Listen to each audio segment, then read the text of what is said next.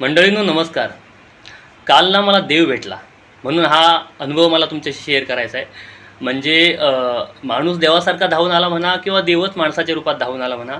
काय झालं, आता मी मुंबईला आलो आहे ना, तर जॉब शोधण्यासाठी मी ऐरोली रबालीला जो पाईपलाईन रोड आहे तिकडं मी प्रत्येक कंपनीत माझे बायोडाटा घेऊन गेटवरून या गेटवरून त्या गेटवर अशी चौकशीसाठी फिरत होतो. आणि एका कंपनीतनं मी चौकशी केली आणि बाहेर पडून आपला रस्त्यानं त्या पुढच्या कंपनीत जाण्यासाठी चालत होता. म्हणजे तुम्हाला सांगतो दुपारी 12:30 पावणे 1च्या दरम्यान अगदी या भर उन्हातनं मी जात होतो. आणि अचानक एक रस्त्याला गाड्या भरपूर होत्या, तशी एक गाडी आली, एक फोर व्हीलर कार. आणि त्यांनी जरा स्लो केली आणि मला असा लावून आवाज दिला, "हो तुम्ही गुहागरचे काय?" मी म्हटलं, "होय मी गुहागरचा." मग त्यांनी लगेच मला हसून बोलवलं जवळ आणि मग विचारलं, "गुहागरचे चिंद्राळ्यातले काय?" तर त्यांनी मला लगेच ओळखला.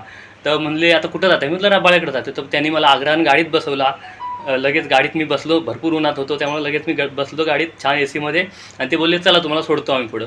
तर मग गाडीत रबाळे स्टेशनला ते सोडायला निघाले. नाही चालता चालता ते म्हणजे जाता जाता बोलले की "मी तुमचे व्हिडिओ बघतो." तर मी बोललो, "हां माझं नाव संतोष शिंदे बाबूदादा." ते बोलले, "हां हां बाबूदादा तुम्ही बरोबर ओळखला." आणि रबाळे स्टेशनला मला त्यांनी सोडला. आणि मग तोपर्यंत ते गाडीत बोलता बोलता त्यांनी माझा नंबर स्वतःहून घेतला, त्यांचा माझा नंबर त्यांना दिला. आणि ते बोलले, "कधी फोन बिन काय गरज लागली फोन बिन कर."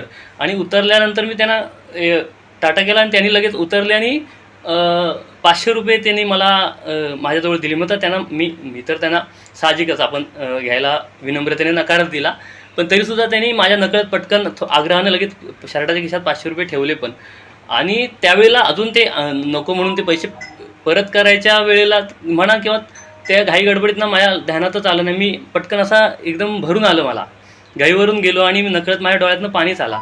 तर मी ते ₹500 परत करायच्या माझ्या लक्षातच नाही. मी त्यांना उलट मला पैसे दिले तर आपण त्यांना थँक्स बोलायला पाहिजे. तर थँक्स बोलायला मला शब्दच उमटत नव्हता. एवढा मला माझा गळा वगैरे दाटून आला होता. आता पण तसं मला हे होतं आहे. तर त्या दादांचं नाव होतं अक्षय घाडे, जे गुहागरचेच आहेत. गुहागर तालुक्यातलं प्रॉपर त्यांचं गुहागर गाव आहे. तर ते चिंद्राळ्यातल्या माझ्या पागडे बंधू म्हणजे गुरुजी वगैरे आहेत. त्यांना सगळ्यांना ओळखतो तो दादा. आणि खूप भारी माणूस. आणि ते त्यांच्यासोबत दुसरी गाडी चालवणारे दादा होते. ते पण दोघांनी मला खूप माझ्या व्हिडिओचं कौतुक केलं, काही गोष्टी सुचवल्या पण चांगल्या. आणि आवर्जून अगदी बोलले, "कधी काही प्रॉब्लेम झाला तरी मला फोन बिन कर." आणि ते बोलले की "सगळं चांगलं होईल, जॉब लगेच मिळेल." आणि खरोखर त्यांची ती शुभेच्छा एवढी मला लगेच इफेक्टिव्ह झाली की गाडीतनं उतरलो आणि लगेच 5व्या मिनिटाला मला नवीन नोकरी मिळाली. मी गाडीतनं उतरून दुसऱ्या गेटवर गेलो. अपार इंडस्ट्रीमध्ये मला नोकरी लागली. आणि मी उद्या 1 तारीख आहे, उद्यापासून जॉईन करतो आहे. आणि मी ही आनंदाची गोष्ट घरातल्यांना फोन करायच्या आधी मी त्या दादांना फोन करून सांगितली. ते खूप खुश झाले. तर थँक्यू सो मच दादा.